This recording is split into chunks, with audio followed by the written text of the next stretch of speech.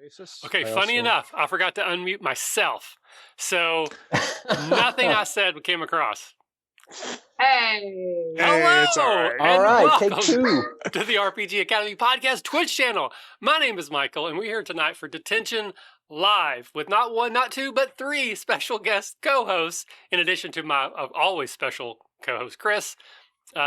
We were supposed to have Rob Schwab on the show. Originally, he had to cancel, so I had to go out and find three people to make up for Rob not being here. But he is not canceled. He's just rescheduled. Hopefully, we'll have him on sometime in the near future because I do love Rob. He's a great guy and just a fun interview.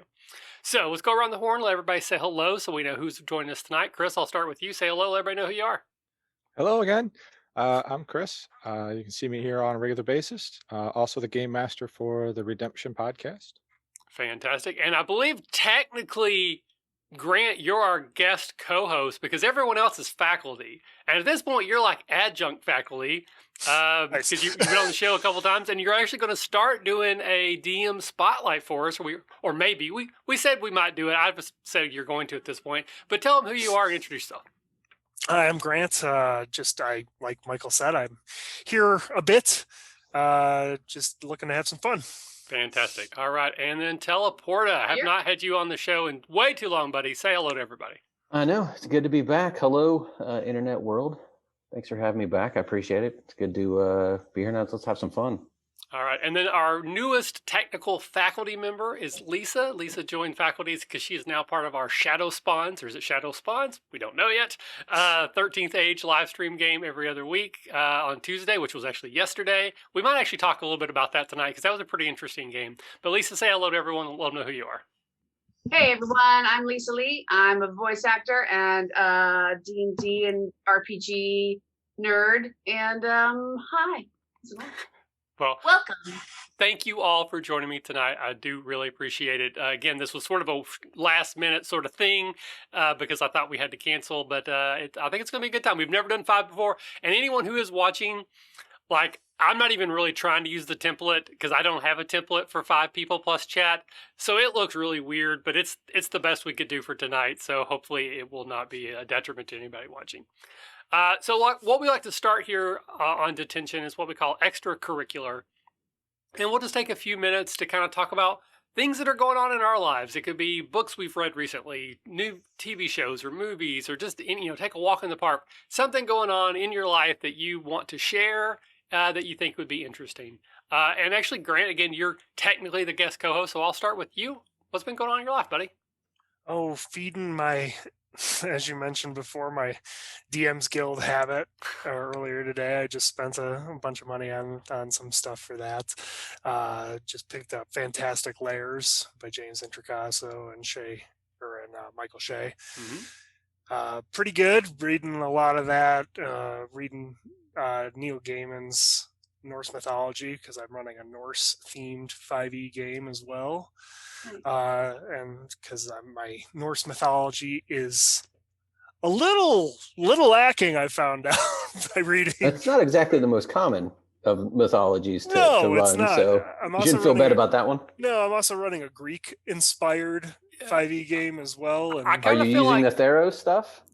I am using the Theros stuff, yeah. But I kind of feel like your Norse mythology knowledge is kind of like the old anecdote about the bear. You don't have to outrun the bear, you just have to outrun the people you're with. That's right. You don't have to know everything about Norse mythology. You just need to know more than anyone at your table. That's right, and I do. Then you know enough, my friend. Fair enough. All right, I'm sorry, I cut you off. Anything? Continue, please. Oh no, that's kind of what's been keeping me busy. Just a little bit of reading here and there, reading RPG stuff mostly because I'm running 2 games now, and they have lore. Excellent. All right. Well, again, happy to have you with us today, buddy. All right, I'll go to you next, Liisa. Tell us a little bit about what's been going on with you. I just wrapped on a game for a Japanese company with a role that I'm really excited about, and that's all I can say for now. But it was an unbelievably cool experience being able to work to picture to directors that were in Tokyo, and that was really, really fun. While the director was in LA, where I am across town recording extraneous character and other people too. So it was like this really cool round robin of stuff going on at once. It was really great. I'm still recording some more audiobooks, and I'm still waiting to talk about this other stuff. And I'm also writing a thing with an author hero of mine kind of prompted me, and we kind of talked ourselves into a book. So Nice. I'm amassing things are happening. Well, that's very cool. Well, again, thank you for joining us tonight. All Well, right, sure, a lot of Ryan, things. follow that with all what you got going on, buddy. Man, I got nothing compared to that. Jeez, Pete. It's a hard act to follow right there. Literally, my gaming life is, unless it's restricted to like a mobile game that I can play 5 minutes just to let my mind wander. My gaming life's been non-existent, which is super sad, which is why I'm really excited to be here tonight, because I get to be a nerd for the next hour or so. Just COVID kind of killed everything that we've been doing, and I'm super busy. I am a scout leader for my kids' troop, and we're getting to the end of things there. Kind of wrapping the year up. As school closes to the end, I'm on like my 4th sport this year, coaching. I've done soccer and track and field, and now volleyball and something else in between. So you imagine anybody with young kids knows the drill. You don't get a whole lot of free time. So again, which is another reason why I'm super excited to be here. So cool. Well, again, thank you for joining. And then Chris, how about you, sir? Lots of stuff at work. For those that know, my company was bought in October. Then the company that bought us was bought by a different company in February. So we had one transition, now a second transition. I had 4 customer service reps that all said, we don't like this anymore, and quit. So I've been doing 4 people's job while interviewing to replace those 4 people. Funny story with that, one of my friends actually applied, outed me in front of my area manager as a nerd, because when my area manager said, what do you like to do? He's like, oh, like Chris, I like to play role-playing games, board games, and other nerdy things. My area manager just kind of looked at me. I'm like, he's right. I've been outed. As far as nerdy things, really been playing a lot of tabletop simulator with you, Michael. Really liking DC deck builder. We've played a couple different versions. Really like the Crisis, the co-op version on that. Otherwise, still just doing some recording with Redemption and a few other little side projects I'm working on. And maybe I'll get those out there someday. Good stuff. Well, again, excellent. Thank you for joining tonight as well, as usual. Yeah. What have you been doing? I've got a few irons in the fire. Again, people will definitely be tired of hearing about it before it gets here. But Action 12 Cinema, the role-playing game that I've been designing off and on for a couple of years, is kicking into high gear. It has gone through some radical changes in just like the last month. And I think they're all for the better, but it's caused me to kind of go back to square one on a lot of pieces and parts. And so I've been writing a section on the language of film, because the idea of the game is that you're playing through an action movie.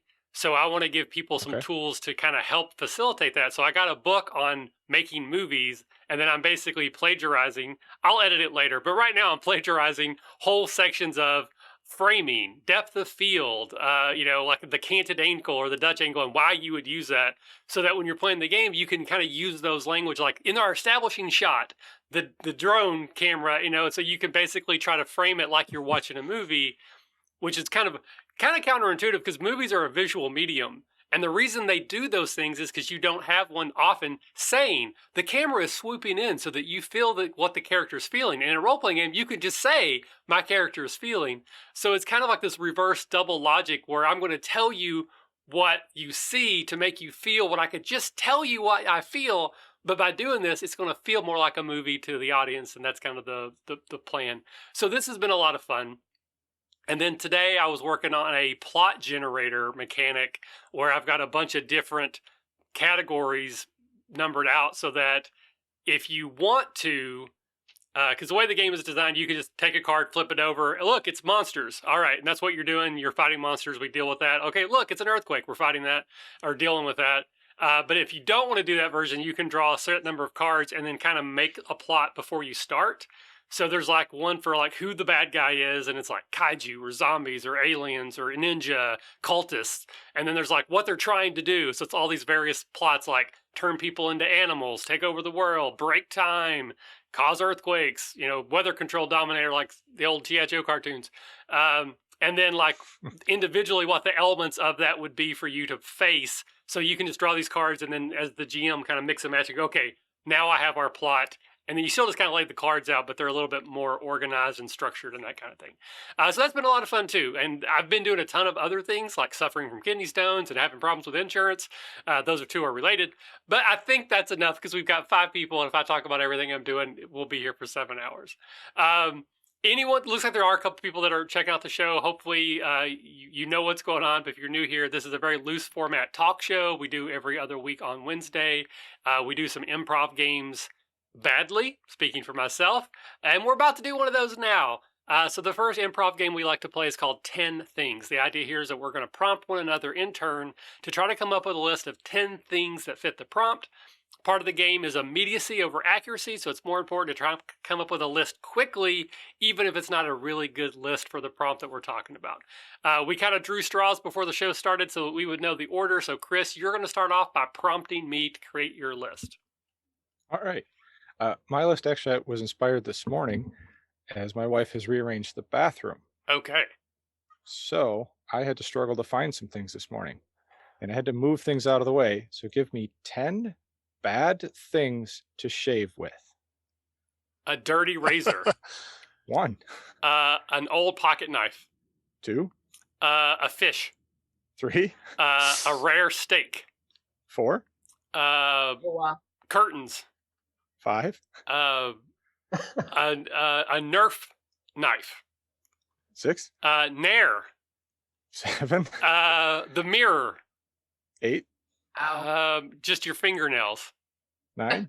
A copy of the Dungeons and Dragons movie DVD Blu-ray combo. 10. 10! Yay! Those, in fact, were 10 things. And hey, Beskar Tom, welcome. Tom, thanks for hanging out for a little bit, buddy. I appreciate having you here with us. All right. So, Grant, you mentioned your Norse knowledge is lacking, but I could use an education. Drop 10 Norse mythology facts. Thor wears a belt that doubles its strength. 1. Thor's hammer has a short haft because of Loki. 2. Loki was disguised as a horsefly at the time. 3. Loki is the mother of Odin's horse. 4. 4? That's true.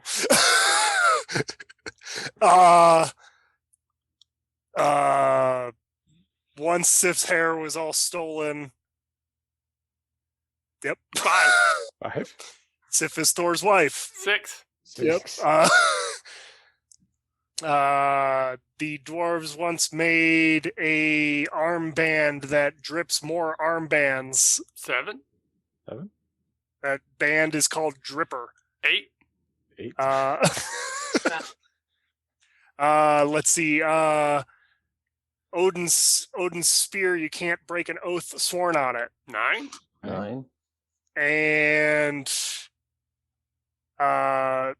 Thor's hammer Mjolnir can shrink down and fit inside of his shirt pocket. 10. Woo! I didn't know that last one. 10 things. I All can't right, get so the horse Grant, out of my you head. are now going to prompt Ryan. Better in your head than other places. Yeah. You know. Things that you would find in both a desert and a frozen tundra. That's you, Ryan. Oh God. Yeah, wow, okay, I caught that. So things in a forest and tundra. Yeah. Okay, let's see here. Birds. 1. And a frozen tundra? Oh geez. Grass. 2. Trees. 3. Wind. 4. Moisture. 5. The sun. 6. Here we go. Let's see. Frozen tundra. No insects. Let's go with no fish. See, man, you got a good dichotomy here.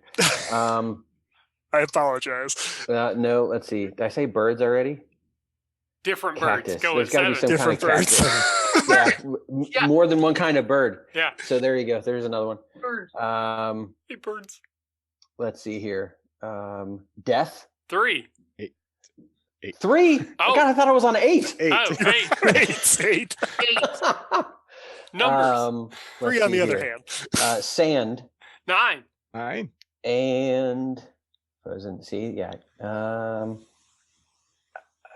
Humans. -1. Yay! All right. That is, in fact, 10 things. 10 things. All right, Ryan, you will now prompt Liisa. All right. Let's see here. So, Liisa, you said you've been super busy and doing a bunch of things. Give us 10 things that your book that you're writing is not about. Okay. It is. It's not about the DMV. 1, It's not about zombies. 2, 2. It's not about medical waste. 3, It's 3. not about shrubbery. 4, 4. It's not about Allen wrenches. 5, 5. It's not technically about frozen tundra. 6, 6. It's not about Norse history. 7, 7. It's not about fizzy lifting drink. 8, 8. It's not about sentient mannequins. 9, 9. It's not about it's not about detention. 10. 10. There are 10 things. Yes. All right. And we will close this loop by Liisa prompting Chris. Chris, Yes. what are 10 of the silliest things you'll see at the county fair? A man giving birth to a horse. 1, Grant explaining how that process happened. 2, The man's name's Loki. Us playing role-playing games. 3, Funnel cakes. 4, People selling funnel cakes. 5, Safe rides. 6. 6. Oh, that might be too soon, but who knows? Games that you can actually win. 7, Ooh. Clowns. 8, Crash Up Demolition Derby. 9, Fine. And me enjoying myself. 10. Woo! Those were, in fact, 10 things. Excellent. All right. So now we move into the part of the show called Used Books. And the idea here is that we're going to talk about a game or maybe a campaign that one of us played in or ran. And the goal here is to try to pull out some lessons learned, some do difference, maybe something that went well that we want to keep doing or something that didn't go so well that we have tried to avoid in the past. Grant, I believe you are, again, the official guest co-host tonight. So do you have a previous game or campaign you can talk about, sir? Yes, I want to talk about when it's okay to end a campaign. Okay. Most of my campaigns end because people stop showing up, or the Yes. people lose interest, or someone has Or moved. somebody the moves to group Kentucky, disbanded. another state. Yeah, DMs move out of state, and now, yeah. All right, so I assume we have a campaign that either didn't end when it should have, or it did end, but maybe not at the right time, or so. So please explain. So I ran a Waterdeep Dragon Heist campaign, and we got to the end of that. Everybody liked it. Everybody liked their characters. And so everybody wanted me to continue with those characters, even though I was kind of burnt out and wanted to go to something new as the DM. So instead of calling it when there was a natural ending, I went into, I believe, what was it, Tyranny of Dragons, The Rise of Tiamat, whatever the higher level one of those is, and tried to bridge the gap and tried to continue with those characters. But I was not feeling it as the DM. And I essentially just ended that campaign kind of in the middle of an arc because I was tired of it. And in retrospect, I would have liked to have ended that properly. I don't necessarily know how I would have done that since we were running a published module that was not even close to being finished. But we did start a new campaign, the Viking campaign, that is been a hit so far. We've gotten 5 sessions under the belt on that guy, and it's going strong. I just don't necessarily know. I don't feel great about ending the other campaign the way I did, though. Same players, so they're not unhappy with me. Right. Yeah. What bothers you the most about ending it? Was it the way it ended, or is it the feeling of leaving it unfinished that bothers you, or? I think leaving it unfinished. I mean, we can still always go back to that campaign. I have a pretty strong gaming group. We can always go back to it. Those characters didn't die. Nothing happened to them. It's just they had gotten to a place. They fought a dragon. They won, and that's kind of the end. Even something as simple as saying, "Okay, you guys won. You fought the dragon. You won this particular fight. Show me what happens in a year." Mm-hmm. I think that would be more ideal than just letting it fizzle. So the first thing that I thought of from this is, like, again, thinking back to movies, you have that situation where you have a movie that does overperform, so the studio wants a sequel, and then the sequel's awful, but it still has name recognition, so it makes like 60% of the budget. So they're like, you know what, let's just do one more, and then they do a third, like, straight to DVD release on the third one, and no one's has even seen that. So it's like, you had a great game, people loved it, and that's why it shouldn't have ended. Like, that's kind of a rough situation, because I agree with you, it probably would have been the most satisfying to end it naturally at the end of the other campaign. Yes, but you have players that want to keep playing. That's hard as a DM to not want to recognize and appreciate and fulfill their desires, but then by doing so, you've kind of worsened the end of the story. That's a pretty interesting take. So Liisa, I'll start with you. Do you have any thoughts in regards to ending campaigns in general, or specifically towards Grant's discussion? I was only going to ask, the thing that popped into my head was, I love the what are you doing in a year, and that can tie into whether the world you're in and doing right now, can you have those old characters like season 1, season 2 come back in as older seasoned characters to be NPCs to hand off things or quests, or right, and every once in a while drop in those characters and have them interact with something that's familiar and beloved from the old campaign. that's interesting. I really like that idea. I think it feeds in it takes a lot of the guesswork out of how am I going to introduce this or how am I going to introduce that, because you have an already established character that says, oh, I have this piece of knowledge. Here you go. Kind of like that character shows up at it for one episode of a season, and you do this thing and you're like, oh, well, it kind of fits, at the beginning and the end. The middle is kind of like all this one character, and it makes sense. It makes things easy. If you don't have something planned, it's easy to drop this guy in and say, oh, here's your hook for this time around. And it's such a testament to your DMing that you didn't love how it ended, but they're still all with you and they're playing in their campaign. That's commendable. Well, thank you. There's things that end weirdly. Usually it's a fizzle out of people going on to other games and things, right? So. Well, they're tied up in his basement. They really can't leave. Yeah, they can't leave. It's a little tough. They're out of frame. Cool. Right, they're just out of frame. Yeah. All right, what about you, Chris? Any thoughts on campaign endings? Well, the thing you said that jumped in my head, you are getting burnt out. If the game master is getting burnt out, it's going to affect the game, which is then going to affect the player's experience in it. Either you need to take a break at that point or end the campaign.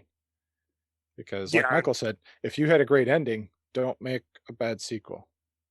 Don't make Pacific Rim 2. You were great with Pacific Rim. Stop there.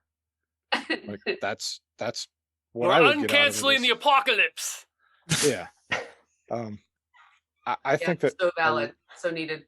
Yeah, I think a lot of game masters do get into that thought of, oh my gosh, my players are loving this, I have to keep doing it.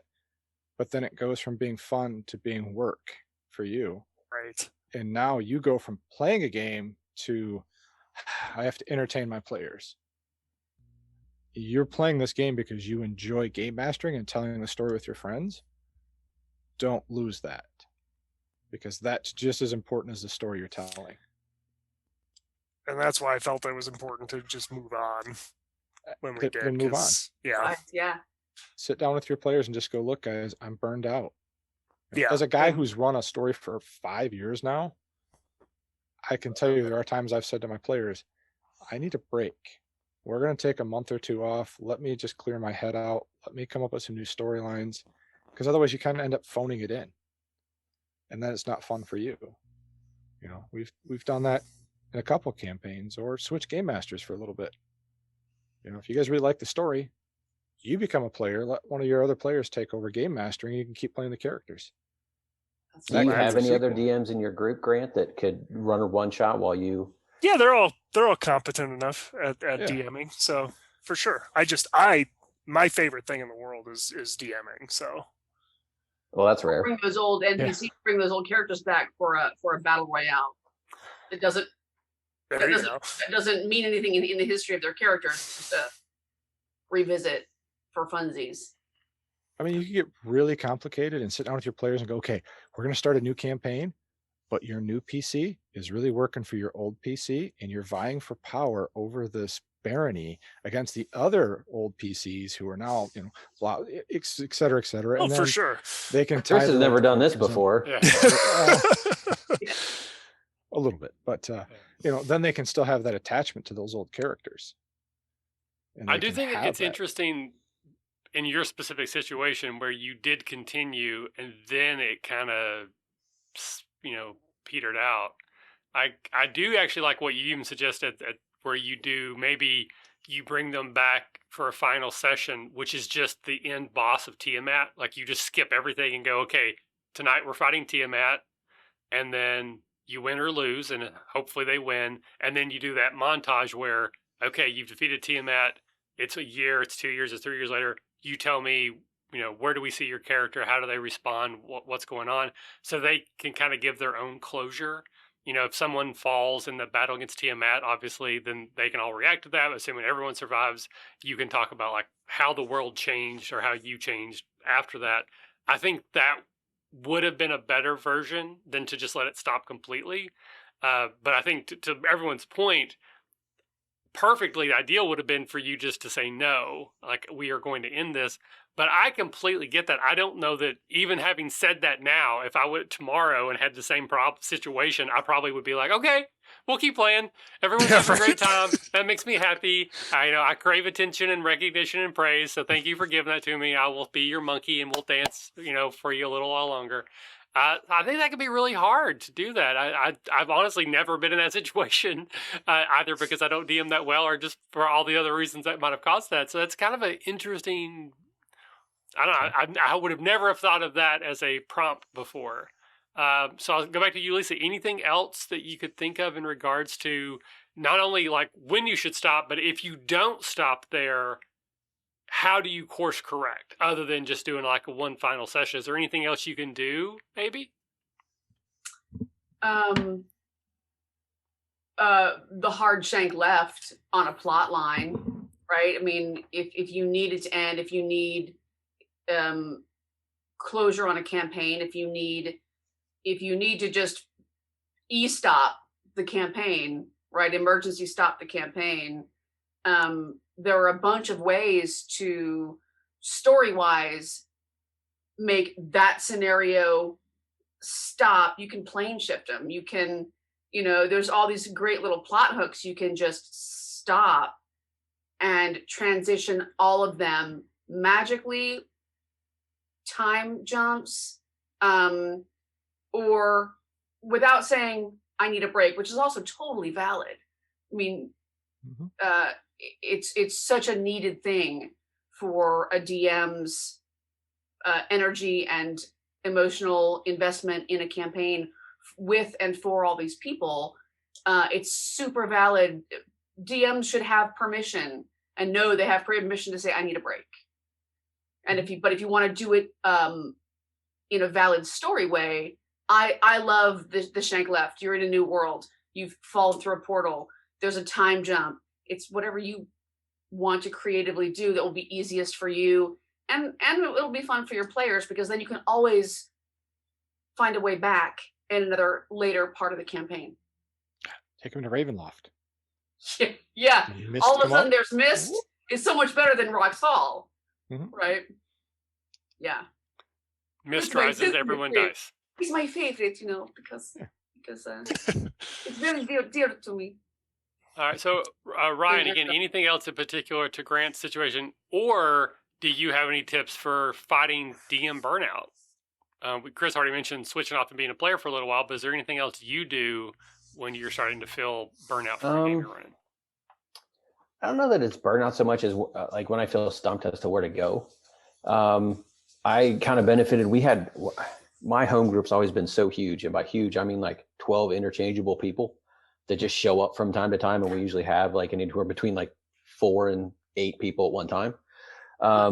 And me and my best friend always went back and forth to DMing. So when we reached a point where we were kind of stumped or we needed a break, we would actually switch over to the other's campaign with different characters, different themes. Everything was different. And it let the person kind of sit back, let things kind of, fizzle in their head and see what came of it for a couple of months. Sometimes we would do it for 2 months. Sometimes we do it for 6 months. Just depends on the feel and how everybody was doing.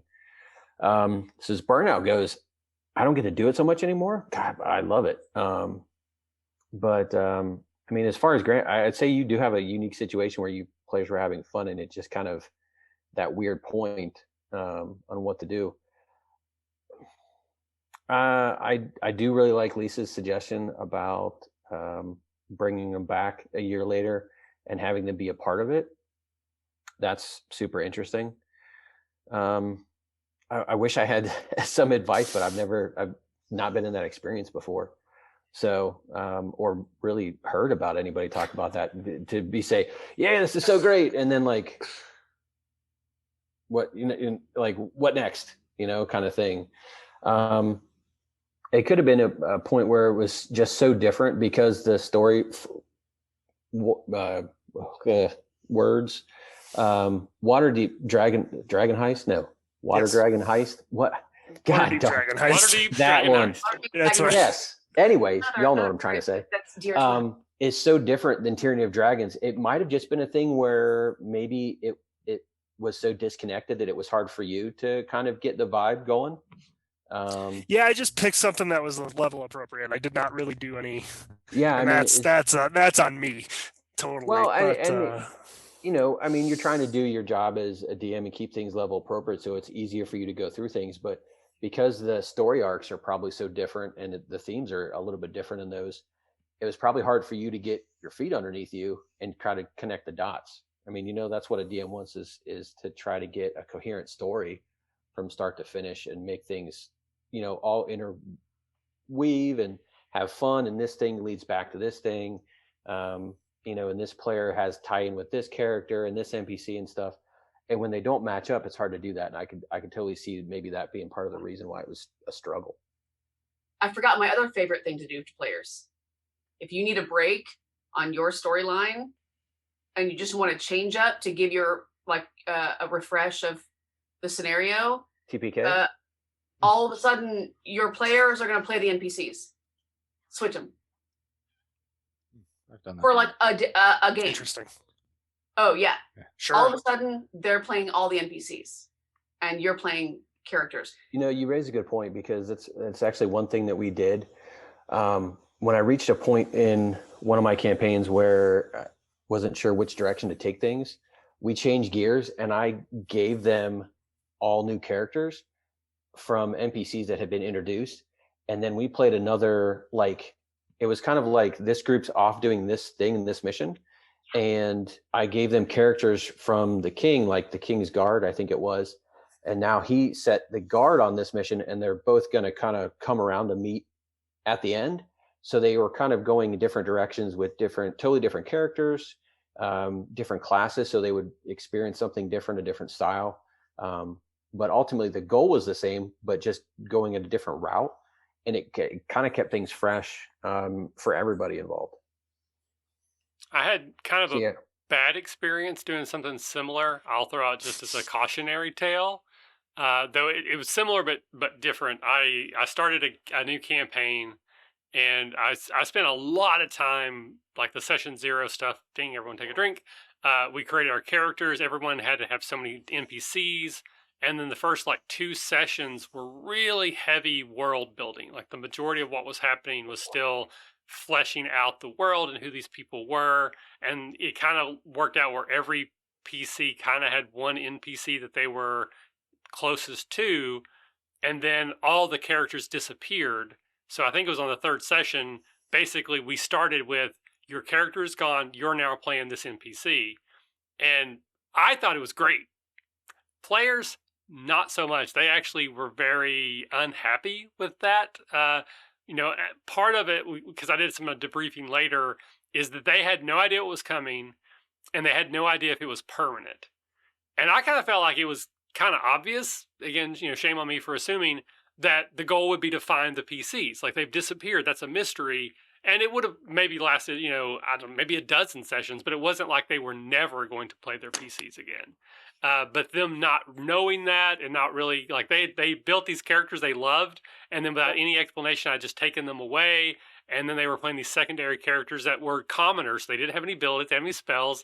To me, that was the fun, is that you're now rescuing the heroes. Total Michael game. And it just went crashed and burned, and it died, and we never even got. I think we might have did like one more session after that. So don't be like me, but I think it's different when you've got an established campaign that you're switching off for a short time versus having a brand new campaign that you're switching with no explanation as to what you're doing. So I think those are different, but it made me think about it. The difference between yours and mine is mine was in like a natural break point in the story, and they had just come to a major, had solved a major issue, or had come to the end of the first plot arc kind of thing, and they're like, all right, where do we go from here?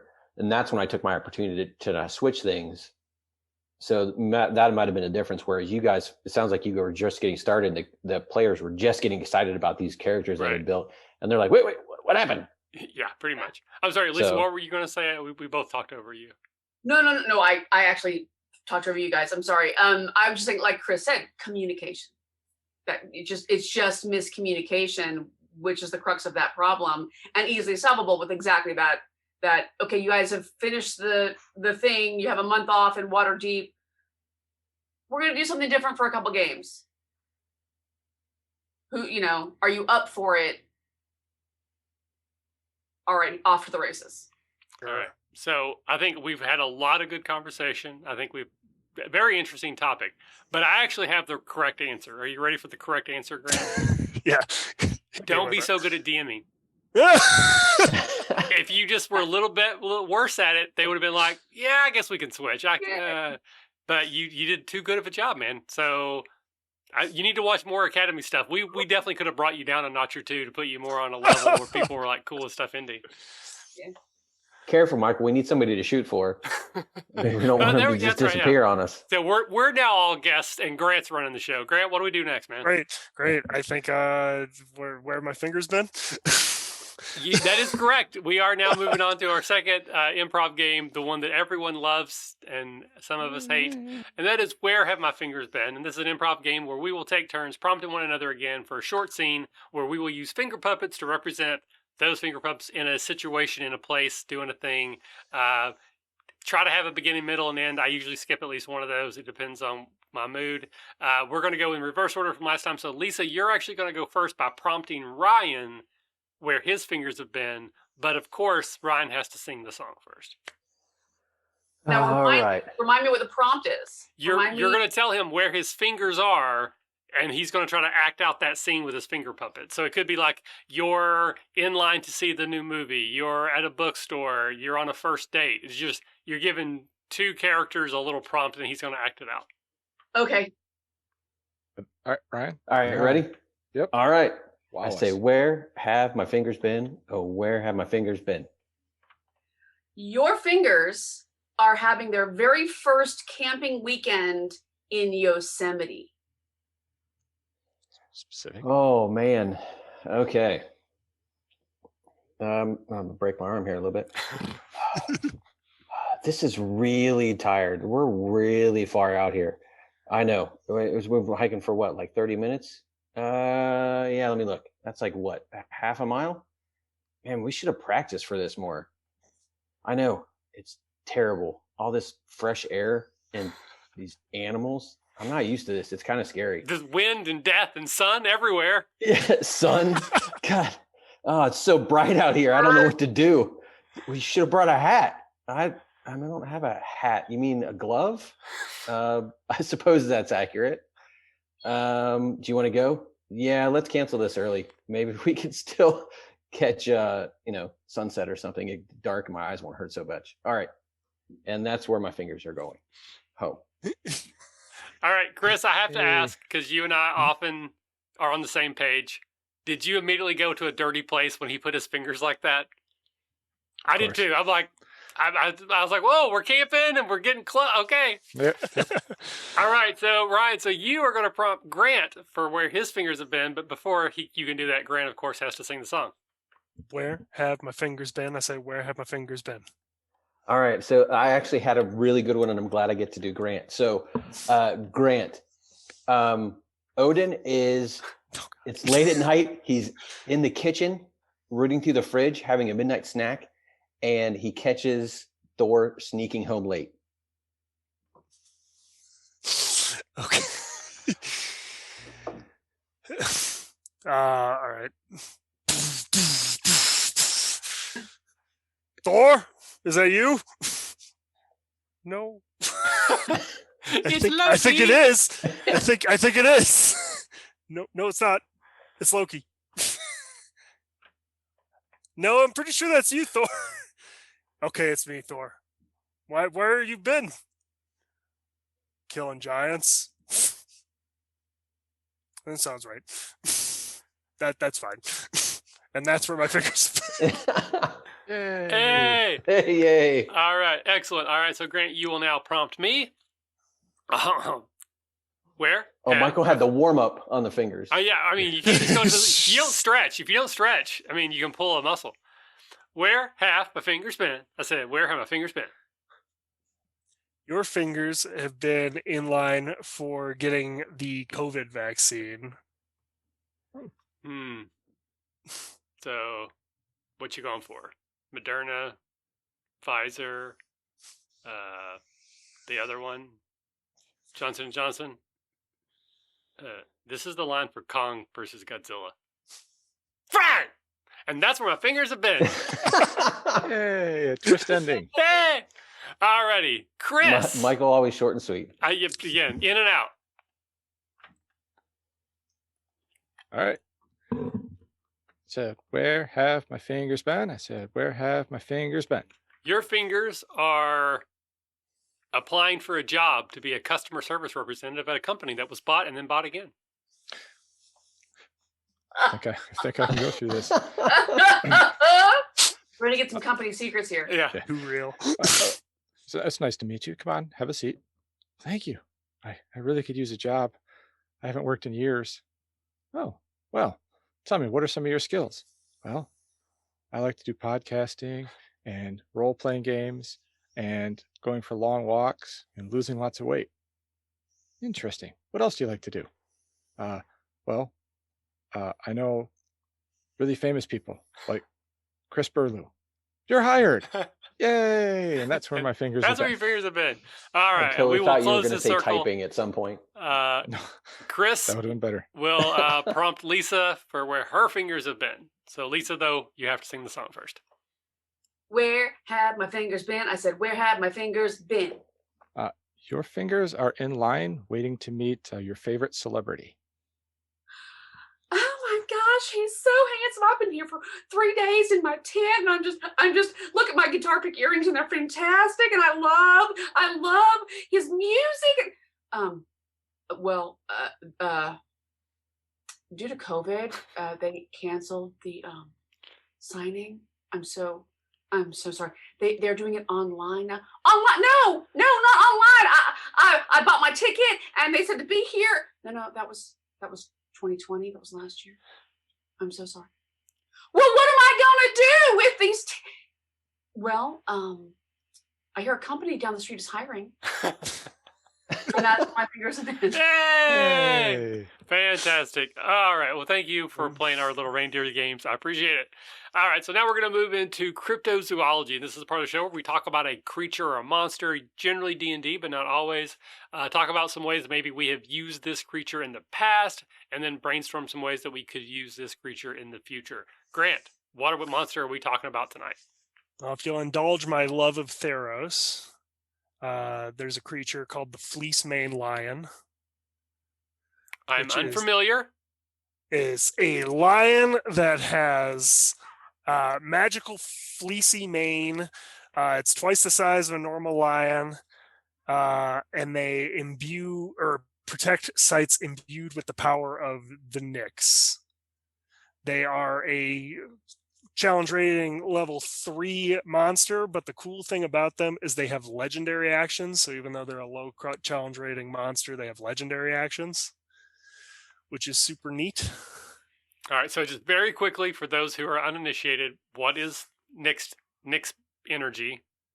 It's like it's where the gods live, essentially. It's like a portal. It's like a land or a realm between realms. And then what are legendary actions? Actions that are able to do on the end of another creature's turn, not its own turn.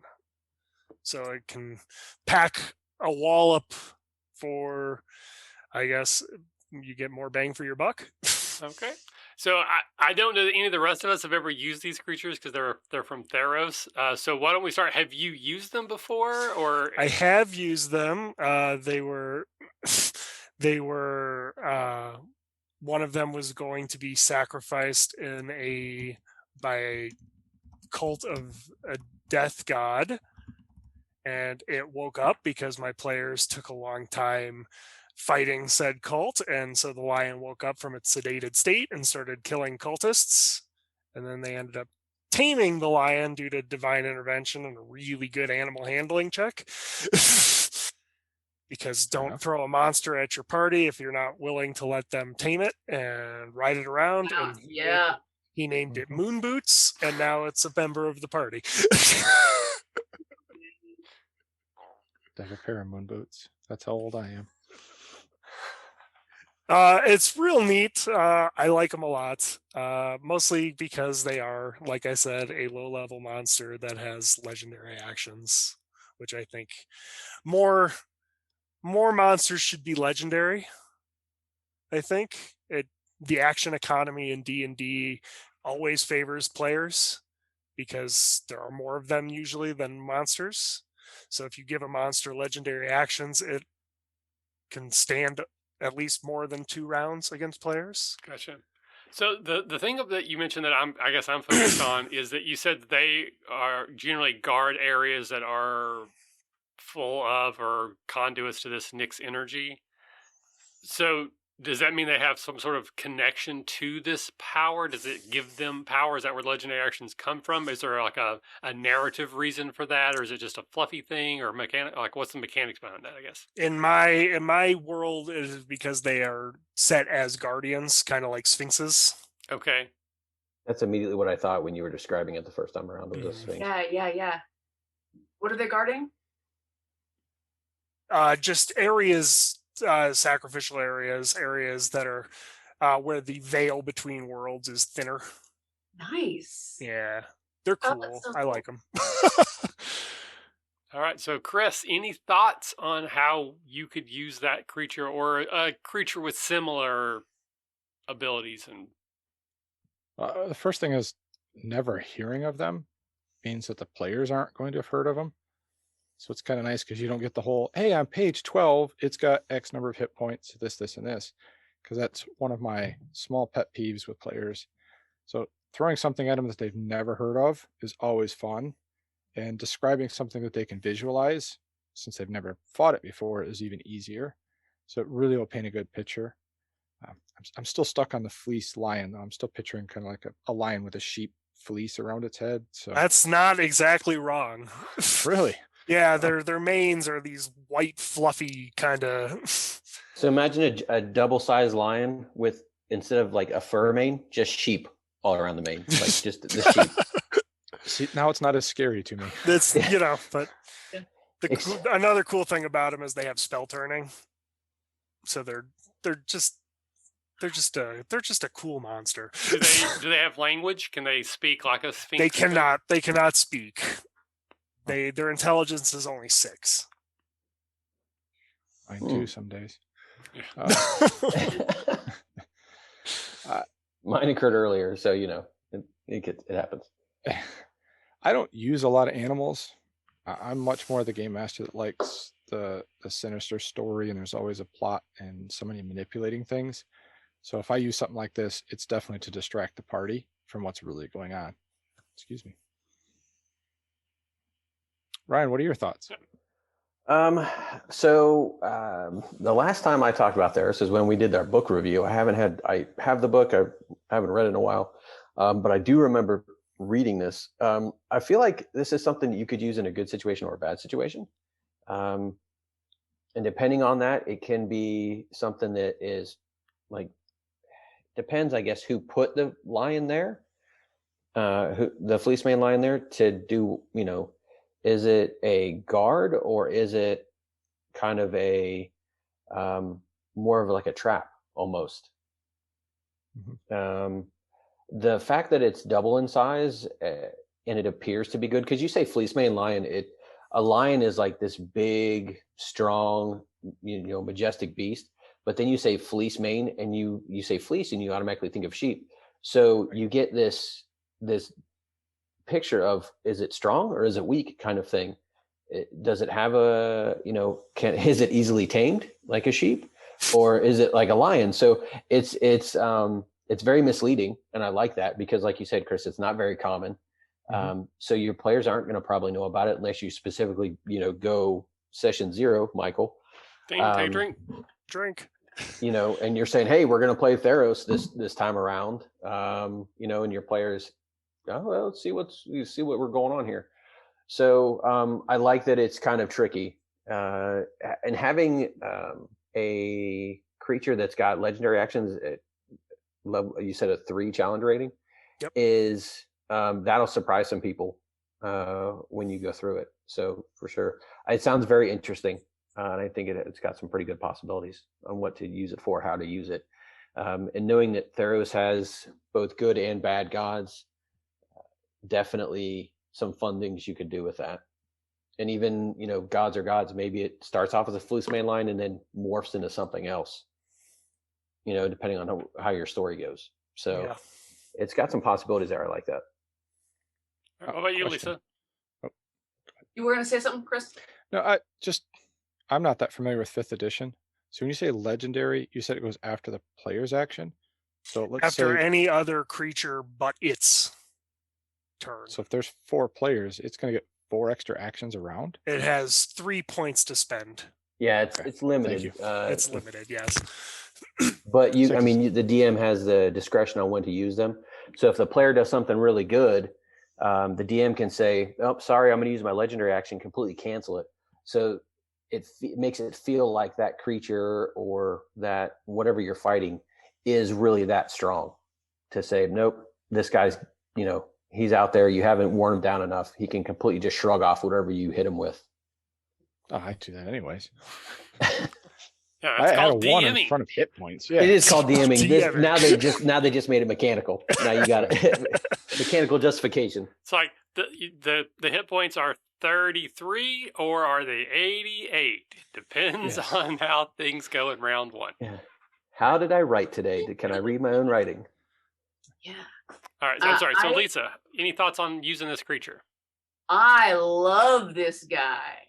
And I do love that the gods are fickle. So this guardian, it depends on why they're there, what they're there for. So this is either going to be an ally or an enemy, or something to vanquish. Why they want to get here? Do they know they're going to that veil between worlds, or have they have you let them stumble upon it and put it in front of your players, which can be a whole nother, fun ball of wax. But I love the thought that this is part of their, I would make this as part of a real, I don't know, 7th level and above kind of initiation or quest for something where they need to go through the veil to speak to a god, to get an item from a god, to beseech a god for something, and they're going to be successful or not, or they're going to go beseech a god they think for one thing, but the god has other plans for them and throws a wrench in it, and then they're off to the races. So that there's just so many things you could do with this, and it's and layer actions are fun. It's a whole nother layer of delicious trouble to give your players. I love it. I love this. I love it. So I think this could. Oh, go ahead. This could be the reveal for them to realize where they are. They may not know where they are, and then one of them makes one of those great knowledge checks and goes, "Oh my God, we're in the realm with the gods. We really need to be on our P's and Q's now instead of just running around trying to kick every door open. We don't know whose door we're kicking open." Yeah. We could easily run into Odin yelling at Thor for being out too late.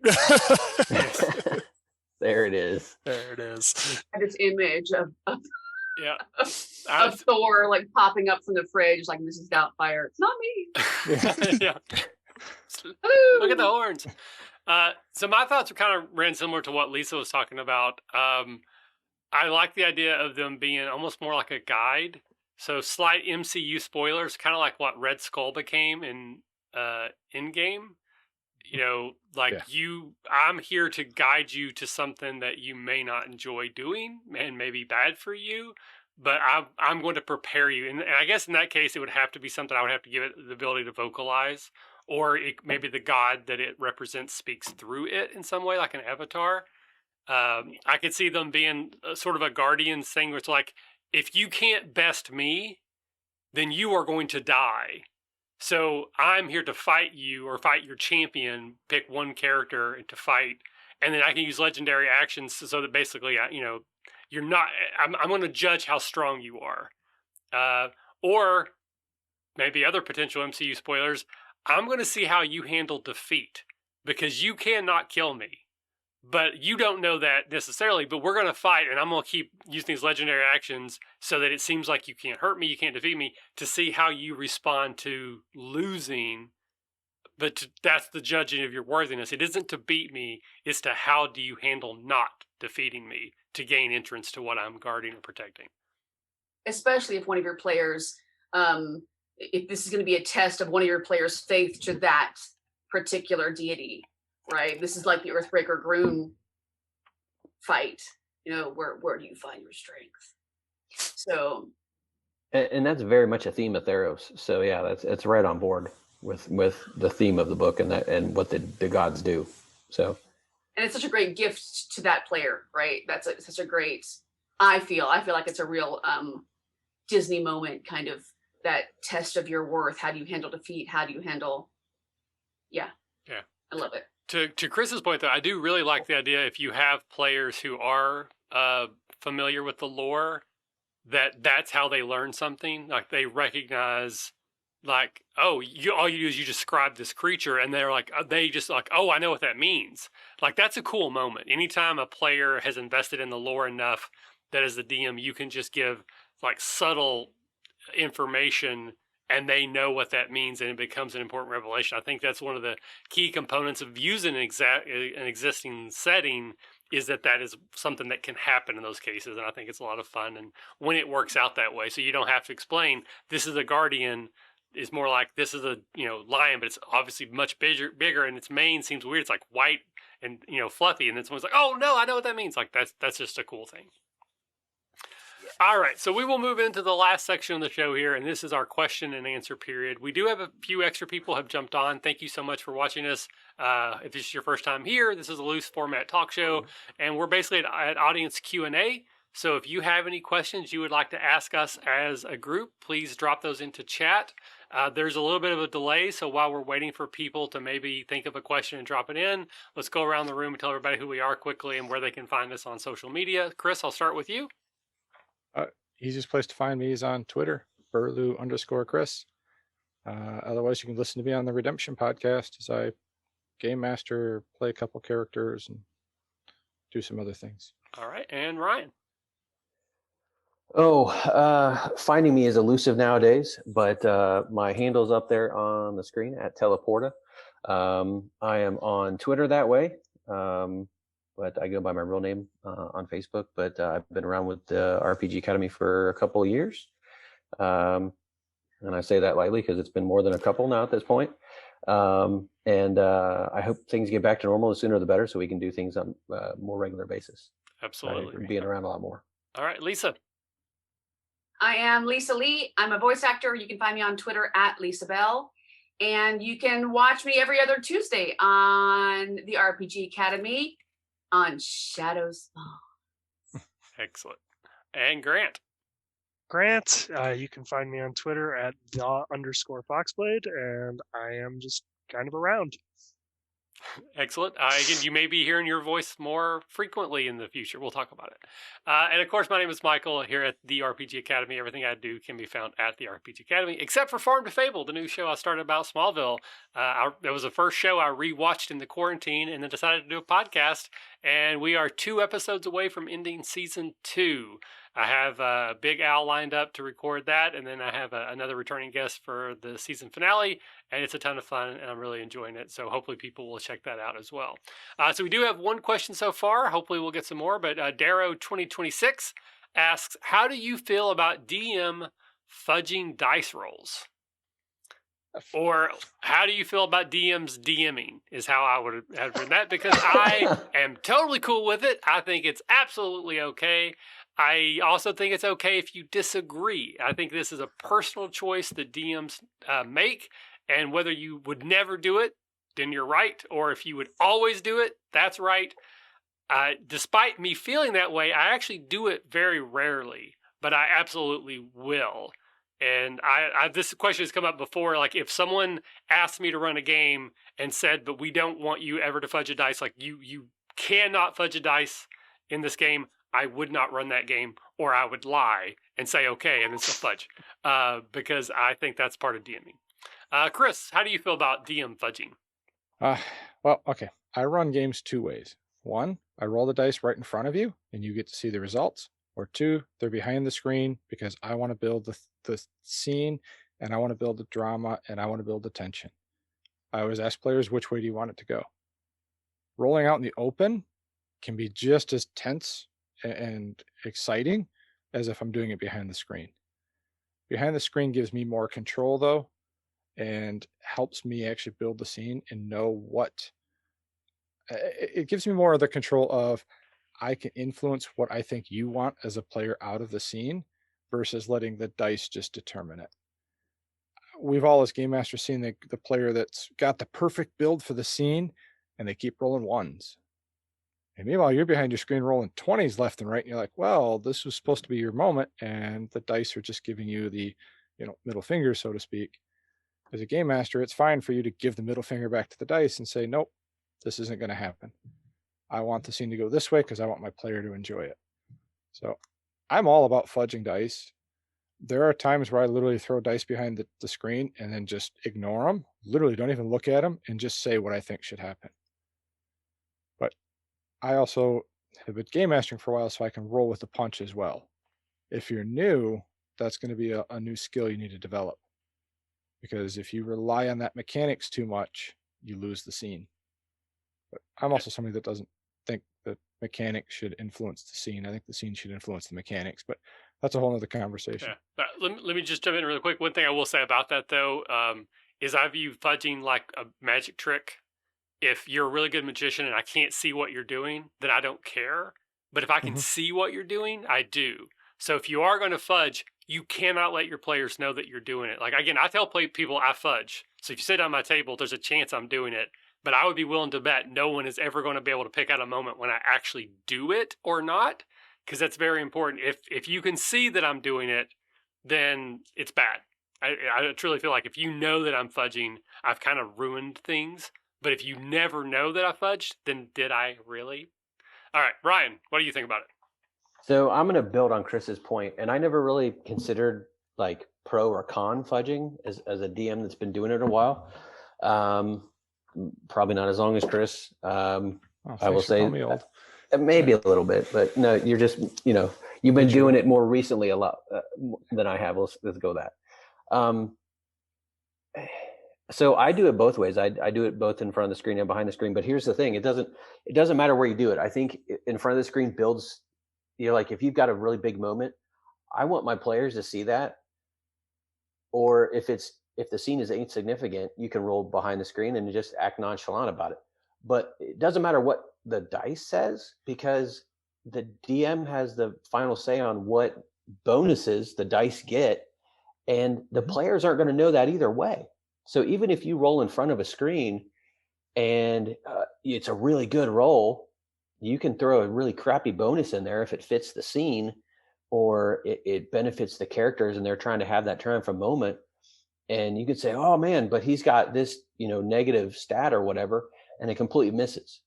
Or, behind the screen, you could, roll the dice. It could be really good, and your eyes could light up, and then you could completely change and just come up with a different saying, say, oh man, that looks really good. But this happens instead. So no matter what you roll, whether it's in front or behind, the DM always has the discretion to change whatever bonuses are on the dice, and the players are never going to know either. So it's the same thing as Michael says, akin to the magic. As long as they don't catch you doing it, and what difference does it make?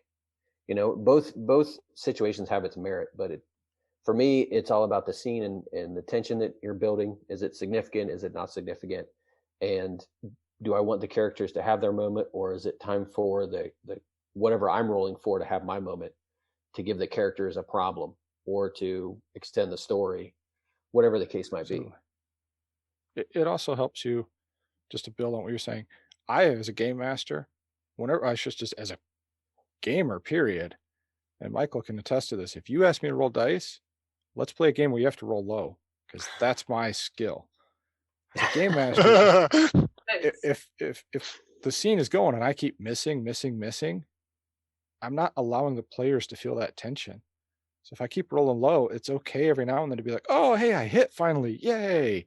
And they're like, oh no, how much damage did you do? Then you can throw dice down and be like, oh, you take 12 damage or whatever the number. And then they feel that tension building. It allows you as a game master really just to control how that tension's going. Because in a fight, that's what you want. You don't want just the easy fight where they blow through it, because then the players feel a little robbed of the tension and the drama that they've built up. And you want to give that to them. And you don't want to take it away from yourself either. And sometimes those players want to see those rolls, and they've got that big moment, and they're like, oh man, is he going to beat my roll? Is he going to beat my roll? And you roll in front of the screen, and they're like, and they can, a low roll, they'll cheer, and they'll be happy. Mm-hmm. Give it to them. Let them have it if that's what the scene dictates. And so I think it's about reading the table too, I think. But like I said, whether you roll in front or behind, the players are never going to know what bonuses, that the dice get. Right. So as long as it serves the situation, it shouldn't matter. Right. And I think to Ryan's point there is that it's always situational. Again, I openly say I'll fudge, but there are situations where I wouldn't, because it's not the right situation, and that's what I would say. Basically, whether you do or don't, there's still just each individual moment where you might is its own unique situation, and then you have to take into account all these other factors. If you never fudge, then you don't. Then you just roll them and you never have to worry about that. But if you are someone who does fudge, then every time you roll, is this the moment that I do? Why am I doing it? And I'm also a big believer that there's no difference in my mind in me rolling a d20 and ignoring what's out there and then saying the ogre has 2 hit points left, but that was a cool hit, so that hit killed him. Or you just, it should have been dead, but now has 2 more hit points because I don't want it to die yet because it hasn't done its cool thing yet. So I want to at least get one round where I can hit somebody really hard and they can see that this creature, has a punch. I don't think there's any difference in modifying DCs or hit points or, hey, there were supposed to be 5 enemies, but it turns out 7 more showed up because you killed 5 of them right away. Or there were supposed to be 4 more that show up in an ambush, but you're getting murdered. So you know what? They don't show up. To me, all of those things are on the exact same spectrum of how I can modify encounters behind the scene, but they're all subjective to individual moments on when I would and when I wouldn't and what the type of thing. Liisa. Yeah. I also think I'm the same way. I love, I'm a storyteller, right? This is about storytelling. So I love judging the situation and acting accordingly for what I want to give the players, what I want the players to understand about the situation. And there's I've learned to love the very fine line that some DMs are amazing at, that very fine line you surf of deadly but survivable encounters, right? When there's combat. So I will fudge dice, but ultimately I think that what we're all talking about is player trust. Because if you don't have player trust, it doesn't matter if you fudge or you don't fudge. As long as the players know you're going to keep them safe and on a fair playing field, no matter where the story goes, even if there is a death, if there is a thing, you're going to keep them. It's not going to feel like a cheap shot or vindictive or petty or will ruin the pace of a fight. I love that tension in a scene, tension in a fight. It's all part of that storytelling. So I think that's all part of the table trust, where they know that it might get really hairy, but they're still going to stick with you and know that they're going to get through in some fashion, or it's good trouble. And that's that fine line that I love. So I'm a proponent of fudging in the right way, in the right circumstance. And I also do love that it's your choice. You roll the dice in front and let that cheer go up. Those are golden moments in games. Yeah. All right, Grant, what about you, sir? I fudge everything but dice. So, like you and Ryan were saying, I fudge DCs, I fudge monster hit point totals, damage, because those are all ranges. I get to pick. But I don't. Once I throw the dice, I like being surprised as the DM as well. So I like to, because I'm playing too. So I like. That's a pretty good point. Yeah. It's because I fudge everything else. It's kind of a moot point. But once I throw the dice, I'm like, things are set. Do I get to be surprised? I want to be surprised. So I throw the dice and I'm like, okay, where's the story going? So I don't know. That's a good way to look at it. I'm on the fence about it, but I like being surprised too. So totally fair. Well, Darrow, thank you so much for the question. I hope our answer was illuminating, insightful, interesting, or rage-inducing, something. I appreciate you asking the question. So we got to, again, there's a few people watching, so if anyone else wants to ask a question, please do. While we're waiting, I will ask a question to each of you to see if we have some time. Again, slight possible MCU spoilers. Grant, you're given the opportunity to take the super soldier serum. Do you take it or not? No. Why not? We're talking Captain America super soldier serum? Yeah. Super soldier serum, you get the fighter rays and the whole lot. I mean, I have some health problems that might help with, which would be cool. But no, I don't think I do. I like being a normal guy. All right, Liisa, would you take the super soldier serum? There are other superpowers I would rather have. Definitely. I think my answer might be no. Interesting. Because that's a big sign up for a whole bunch of stuff. Along with those powers, comes a lot of responsibility that isn't.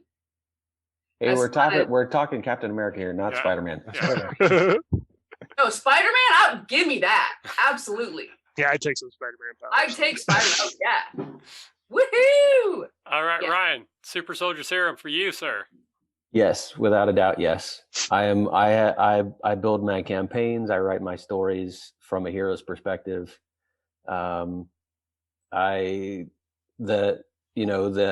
quote about it magnifies the person. I all the stuff that I do and all the goodwill and all the things I volunteer for. I believe I'm a good person. I think I can do a lot of good with it. All right, Chris. I'm with Ryan. If it's going to magnify what's inside, I'm taking it. Combine that with the fact that chubby nerd that got beat up a lot.